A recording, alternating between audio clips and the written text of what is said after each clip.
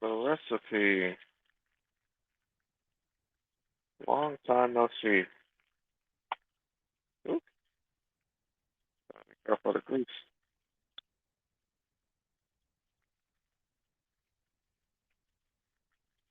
So today,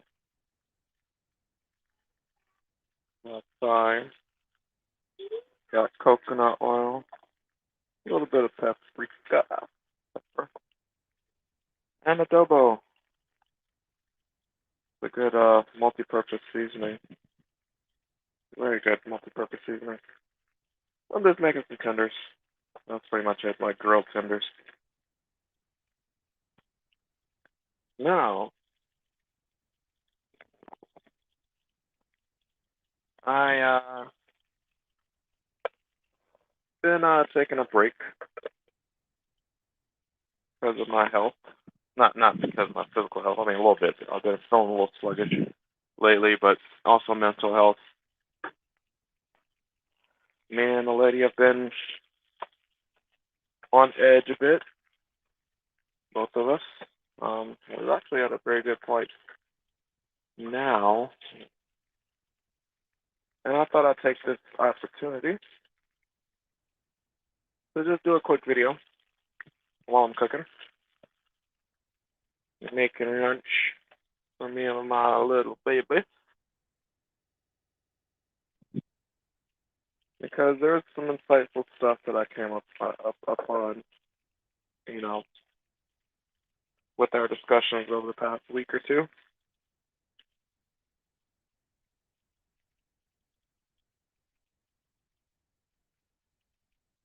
And a bit of it touches on some of the key stuff I'm talking about in the dive series, the in the other dive series, Trails of Men, and respect and the dynamic between the men and women. And we've gotten to a very good understanding because we're going through therapy. I gotta wait for that appointment, so I will be keeping you guys on the loop on that because I want to kind of show like what to expect. This is what to expect if you're going through therapy. This is what to expect if you're in a marriage. Oh yeah, this stuff is hitting. It's not easy. You ask any married person, they'll tell you it's not easy. You got to do what you got to do. Nothing's easy. Ask a successful person. I mean, they might tell you it's easy, but it's not easy because you got to see. It's easy once you put it. You already have the work put in. Then it looks easy. Like NBA players, like LeBron James and Kobe Bryant and Michael Jordan, they make it look easy when they do what they do. They make it look easy. But the thing is, you don't see behind the scenes everything they do. In fact, I got a Kobe Bryant story. I was lucky enough to actually see him floor seats at a Lakers Hornets game. Of course, they were in Charlotte, my hometown. Me and my brother, he had got some tickets because we both worked at the arena. He knew some people. Wish he would have married Jordan's daughter, but however, we'll go on about that. So we had some floor seats, not courtside, but we were right behind the team pretty much. And I was able to see Kobe do a turnaround fade away from the elbow to ice the game. Typical Kobe. Of course, this was back. We had finally transitioned from the Bobcats area over to the Charlotte Hornets area. Oh, really? Well, I'm doing something real quick, okay? Yeah, yeah, yeah. You want to see me cooking? This is my little baby girl. She just wants to spend time with her dad. Look at that, I'm cooking chicken. Yummy chicken. The yummy chicken. Yeah. Okay, I'll be in there in a moment, okay? I'll be right there in a moment, okay? uh, Forgive me, people. Give me a second. Let me get a quick break.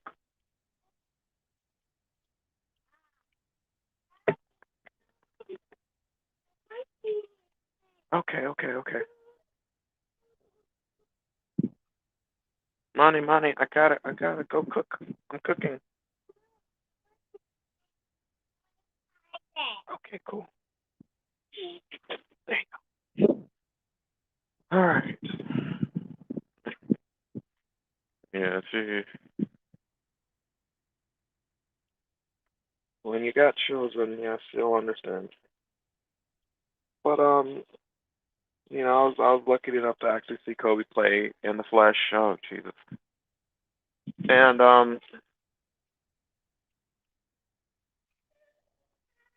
give me a second.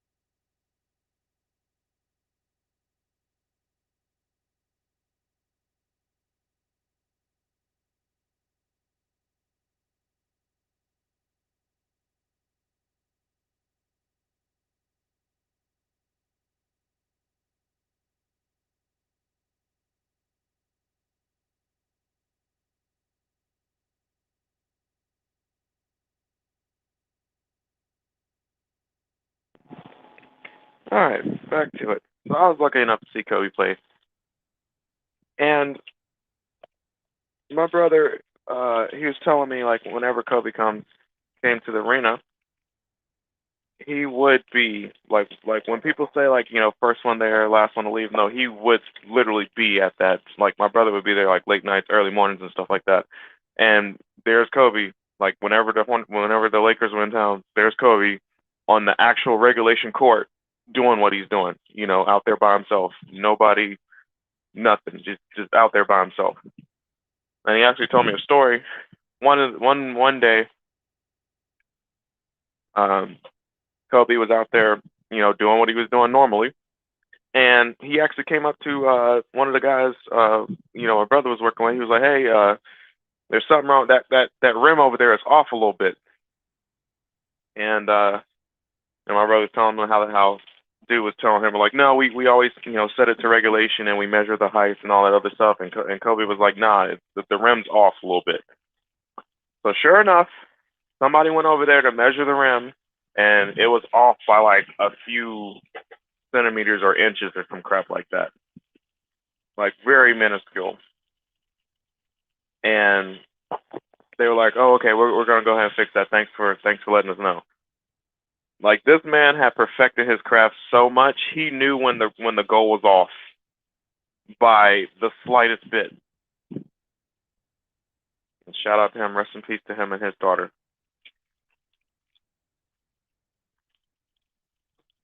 Rest in peace, Kobe. He is my personal favorite player. Very entertaining. Very dedicated towards his craft. He wasn't too showboaty either. And a guy is good at what he does when he's respected by his peers. Like when you're respected by, because mind you, NBA players, they're on a level of their own. Of course they got the genetic lottery going for them, but they also got the athleticism, and those that train as well as having all those other accolades typically become, goat category. Like Kobe, like Jordan, like LeBron, et cetera, et cetera. The Magic Johnsons, et cetera. And a guy's good at what he does when peers in that status respect him to such high regard. So he's definitely a winner. Rest in peace. Now, I wanted to talk about the conversation I had with my wife during this series, episodes, show, whatever you want to call it, broadcast. And I wanted to touch on splaining. I don't think people really, it's a kind of one of those street terms. I don't know if it's an official term. I gotta look it up. You might want to Google it. But splaining, which is essentially when you ask somebody a question, and it could be like a simple yes/no question, and then it's like, hey, did you take the trash out? And then they're like, well, what had happened was, et cetera, et cetera, et cetera. And then they go into like trying to tell a story about why their answer is the way their answer is. Quite often, they might not even answer the question. Instead, they'll just go straight into the explanation. That's splaining. And I find that a lot of people actually do this when they're having a debate, discussion, or argument, and it's intentional usually. Usually it's intentional. Sometimes it's unintentional. Like sometimes if somebody knows the answer to a question isn't desirable, they'll start splaining instead. It's very useful for deflection and redirecting. And I often talk about manipulation tactics and stuff like that. Of course, I also talk about how the greatest manipulators, natural manipulators, when it comes to the human species, is the woman. She has literally evolved to prey upon, and when I say prey upon, I don't mean like in a negative way. I just mean like she has evolved to prey upon the feelings and the desires of a man, because the man covets her. We desire women. It is what it is. Now, the splaining thing I find very interesting because, like, from now on, you guys will know exactly. It's like if I were to tell you there's a lot of blue cars on the road, you're going to see a bunch of blue cars. Now, from now on, after watching this, you're going to know, you're going to be able to spot splaining very quickly. You're going to and you're going to be able to shut it down very quickly. So what I find effective, so others might do other things, is when I give the question, if it's a yes or no question, and I phrase it that way, make sure that is another thing. Don't sometimes if you leave open-end questions, you might not get the direct answer you require. So you should kind of probably work on your communication skills and how to effectively phrase your question to make it a yes or no question or a series of yes or no questions so you get the information you need. Because when you leave a question too open ended and whomever you give the question to doesn't desire to answer that question directly, they can do the splaining tactic fairly easily. Now, if you do it more so in a yes or no format, then that's when you're able to spot and shut down the splaining very simply. They'll try to fight, they'll try to resist, they'll be like, they'll try to like, hey, did you take trash out? Well, what had happened? And then you instantly shut it, like, hold on. It's a yes or no question. Did you do it or yes or no? Well, I'm trying to explain. No, I don't want an explanation. Did you do it or not? No. Game over. Now,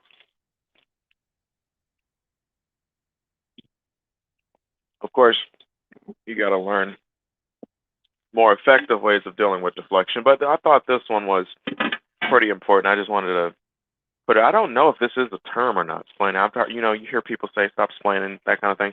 But I did want to just bring this to attention during this recipe. And my chicken's almost done. I got a few more. I could probably hear the popping and the sizzling in the background. Oh yeah. Oh yeah. I'm interested to know how this turns out with that nice, slightly sweet coconut oil I got going. And I didn't even tell you about the sauce. Oh no. No, I'm not making it from scratch. I don't have any made from scratch sauce. Although I could. You probably do like a nice little honey sriracha or something like that. A little spicy, but more sweet than not. Oh yes, people. I cook. And if I'm just being honest, I'm pretty sure I cook better than most.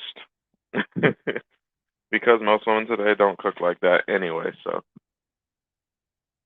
I'm gonna be learning all my mother's recipes, which she has recipes from my grandmother on her side. Make a killer. I already make a killer potato salad and chicken salad. My stuff is on point. So much so that people that don't like potato salad and chicken salad like my potato salad and chicken salad. So I might end up opening a restaurant if I'm just being honest.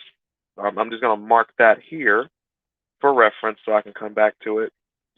And when I do open my restaurant, I'll be balling out of control.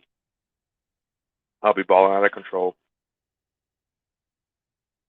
But yeah, explaining. I just want to touch on that. And I think I might end it here because, as I said, the sizzling and the popping need to be here.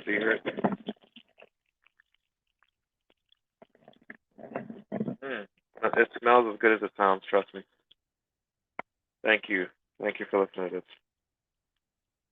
Oh, and do not let this upcoming turmoil with the cocoa. I'm in love with the coco. You don't let this cocoa situation get to you.